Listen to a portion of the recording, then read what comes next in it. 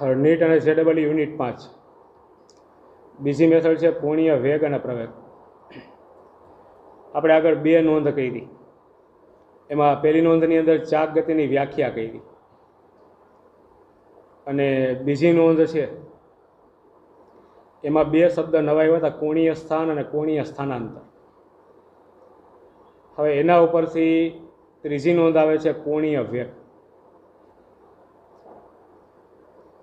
બરાબર છે, આ શબ્દ ક્લિયર કરવો છે. કોણીય વેગ કોને કહેવાય, એનું સૂત્ર શું છે, દિશા શું છે, સદિશ રાશિ. તો ત્રીજા અને ચોથા ચેપ્ટરની અંદર આપણે આગળ વેગના સૂત્ર આવ્યા, સરેરાશ વેગ. તો સરેરાશ વેગનું સૂત્ર હતું શું, તો કે સ્થાનાંતરના છેદમાં સમય. બરાબર, સરેરાશ વેગ બરાબર સ્થાનાંતરના છેદમાં સમય, આવું સૂત્ર હતું. અને ઝડપ હોય સરેરાશ ઝડપ, તો અહીં પથ લંબાઈના છેદમાં સમય અથવા કાપેલ અંતરના છેદમાં સમય.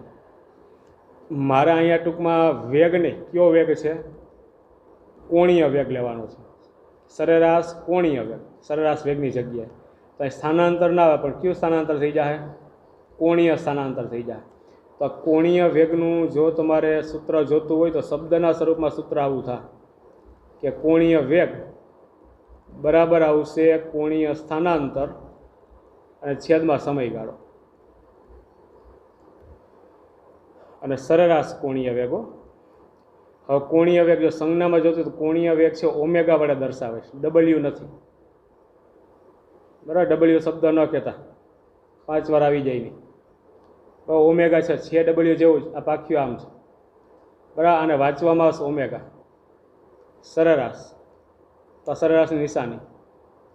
પછી કોણીય સ્થાનાંતર, તો ગઈકાલે કોણીય સ્થાન અને કોણીય સ્થાનાંતરવાળી બીજી નોંધ કરી, તેમાં કીધું હતું ડેલ્ટા ટી જેટલા સમયમાં કોણીય સ્થાનાંતર ડેલ્ટા થીટા જેટલું હતું.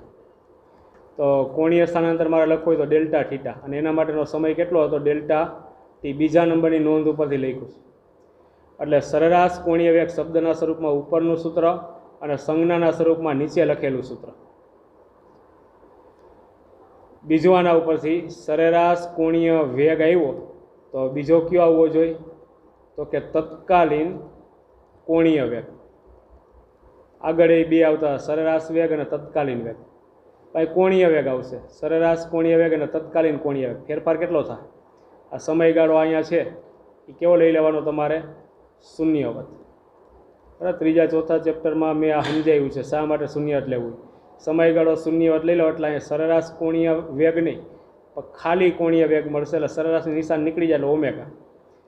એમાંય જો તમારે લિમિટ ન લખવી હોય તો ડેલ્ટાનું રૂપાંતર થઈ જાય ડીમાં.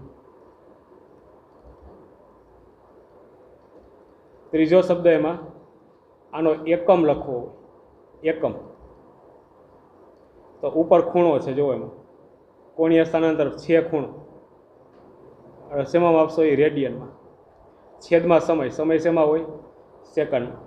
એટલે કોણીય વેગનો એકમ થાય રેડિયનના છેદમાં સેકન્ડ, રેડિયનના છેદમાં સેકન્ડ. એમાં આપણે મીટરના છેદમાં સેકન્ડ એકમ આવતો હતો વેગનો. બરાબર, અહીં એકમ બદલી જાય, રેડિયનના છેદમાં સેકન્ડ આવશે.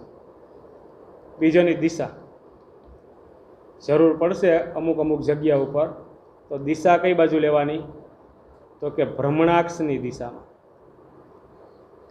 હકીકતમાં એ જમણા હાથના સ્ક્રૂના નિયમની મદદથી મળે છે. તો એ આપણે કાંઈ વિચારવું નથી એમાં. આ માની લો કે કોઈ પણ દ્રઢ પદાર્થ હોય અને આ અક્ષની આસપાસ ટૂંકમાં પરિભ્રમણ કરતો હોય, બરાબર છે. તો આમાં જે કોણીય વેગ હોય ને એની દિશા ભ્રમણાક્ષની દિશામાં, જેની આસપાસ પરિભ્રમણાક્ષ હોય તો આ દિશામાં કોણીય વેગ લેવો. બરાબર, જેની આસપાસ ફરતો હોય પદાર્થ, બરાબર, એની જે ભ્રમણાક્ષ હોય ભ્રમણાક્ષની દિશામાં કોણીય વેગની દિશા લેવી. એટલે ત્રીજા નંબરની નોંધ છે કોણીય વેગ. એમાં આટલી વસ્તુ, સરેરાશ કોણીય વેગ કોને કહેવાય, સૂત્ર હું, તત્કાલીન કોણીય વેગ કોને કહેવાય એનું સૂત્ર હું, એનો એકમ કેટલો થાય અને દિશા કઈ થાય, આટલી વસ્તુની માહિતી તમારી પાસે હોવી જોઈએ.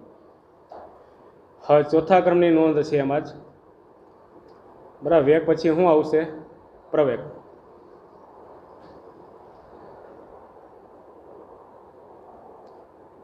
બરાબર, નોટ 4. હવે કોણીય પ્રવેગમાં સામે જે શબ્દ લખ્યા છે કોણીય વેગ માટેના એવી જ વસ્તુ બધી. હાલો પહેલાં શું આવશે એમાં? એક તો સરેરાશ કોણીય વેગ પહેલાં વહેલું કહેવાય કોને? બરાબર, સરેરાશ કોણીય વેગ, કોણીય પ્રવેગ. તો સરેરાશ પ્રવેગની વ્યાખ્યા તમારી આગળ આવી ગઈ છે આગળ ત્રીજા ચોથા ચેપ્ટરમાં રેખીય ગતિ માટે. સરેરાશ પ્રવેગ હોય તો અહીં ઉપર વેગનો ફેરફાર અને નીચે શું આવતો એ માટેનો સમય. તો અહીંયા શું આવશે? સરેરાશ કોણીય પ્રવેગ છે તો અહીં વેગનો ફેરફાર, પણ કેવો વેગ? તો કે કોણીય વેગનો ફેરફાર અને છેદમાં એ માટેનો સમય. બરાબર, શબ્દના સ્વરૂપમાં સરેરાશ કોણીય પ્રવેગ જોતો હોય તો સરેરાશ કોણીય પ્રવેગ એટલે કોણીય વેગનો ફેરફાર છેદમાં સમય. સંજ્ઞામાં જોતું હોય તો કોણીય પ્રવેગ આલ્ફા વડે દર્શાવવાનો. પ્રવેગ તમે સ્મોલ એ વડે દર્શાવતા હતા, બરાબર, કોણીય પ્રવેગ આલ્ફા વડે. અને સરેરાશ કોણીય પ્રવેગ એટલે સરેરાશની નિશાની, બરાબર. કોણીય વેગનો ફેરફાર, કોણીય વેગ ઓમેગા વડે દર્શાવાય, એનો ફેરફાર એટલે આગળ ડેલ્ટા ડબલ્યુ કરું અને છેદમાં એ માટેનો સમયગાળો એટલે ડેલ્ટા ટી. બરાબર, સંજ્ઞાના સ્વરૂપમાં સરેરાશ આલ્ફા બરાબર ડેલ્ટા ઓમેગાના છેદમાં ડેલ્ટા ટી લખવું. સરેરાશ કોણીય વેગ આવ્યો તો હવે કયો આવવો જોઈએ? તો કે તત્કાલીન કોણીય વેગ. ખાલી આમાં ડેલ્ટા ઓમેગાના છેદમાં ડેલ્ટા ટી છે, એમાં સમયગાળો બરાબર છે કેવો લઈ લેવાનો છે તમારે? શૂન્યવત. એટલે સરેરાશ કોણીય વેગની જગ્યાએ તત્કાલીન કોણીય વેગ એટલે સરેરાશની નિશાન નીકળી જાય અને આલ્ફા થઈ જશે. લિમિટ ન લખવી હોય, બરાબર, તો ડેલ્ટાનું રૂપાંતર ડીમાં કરી નાખવાનું. હાલો સામેની જેમ જ, બરાબર, કોણીય પ્રવેગ હોય તો એના એકમની જરૂર પડશે, તો એનો એકમ કેટલો હશે? તો ઉપર કોણીય વેગ છે, કોણીય વેગનો એકમ આર્યો કેટલો આવશે ઉપર? તો કે રેડિયન પ્રતિ સેકન્ડ અને છેદમાં સમય એટલે સેકન્ડ. તો થઈ જશે કેટલું? એક જ ગુણોત્તરમાં એકમ લખવાનો. એસઆઈ પદ્ધતિના નિયમો આવી ગયા છે એટલે સેકન્ડ સ્ક્વેર. બે ગુણોત્તરમાં એકમ લખવો નહીં, વાંચવામાં ક્યાં એવું હોય તો. અને આની દિશા, બરાબર, કોણીય પ્રવેગની દિશા એ ભ્રમણાક્ષની દિશામાં હોય.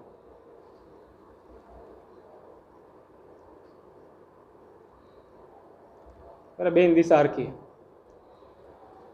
એટલે નવા બે શબ્દ આવ્યા, ટોટલ 5 શબ્દ થઈ ગયા. પહેલી નોંધમાં ચાક ગતિ શબ્દ આવ્યો એની માહિતી આવી. બીજી નોંધમાં કોણીય સ્થાન અને કોણીય સ્થાનાંતર એવા બે શબ્દ આવ્યા એની માહિતી આવી. અને ત્રીજી નોંધની અંદર છે કોણીય વેગ અને કોણીય પ્રવેગ, આની માહિતી આવી. હાલો આ બે નોંધ અહીંયા પૂરી કરું છું.